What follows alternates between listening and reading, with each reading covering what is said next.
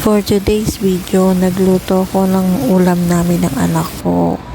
Ito ay manok na bistek kasi ang mahal ng baboy. Ayan, kitang-kita naman. Masaya yung anak ko. Ngayon, ituturo ko naman sa inyo kung paano siya ginawa. Diyan, inugasan ko na yung manok. Nilagyan ko ng bawang na dinikdik. Tsaka naghiwa na rin ako ng sibuyas. Tapos, ang pampasarap dyan yung kalamansi. Ayan. Pinaga ko na lang siya direct.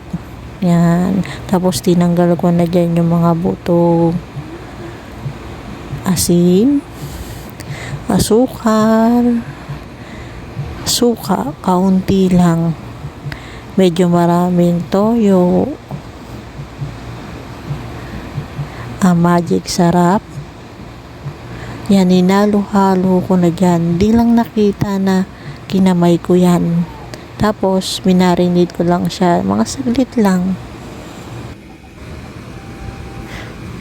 After niya, nagpainit naman ako ng kawali.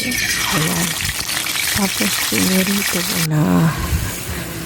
Yan, lahat na pinirito ko yan. Medyo matagal ko yung pinirito. Para siguradong lutong-luto talaga.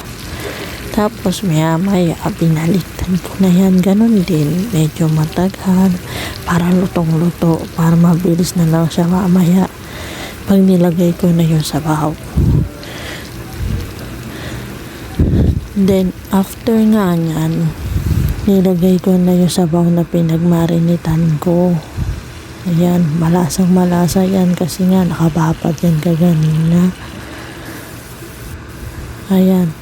Tapos maya-maya, yan, pinakuluan ko. Maya-maya na lang, mga 15 minutes luto na.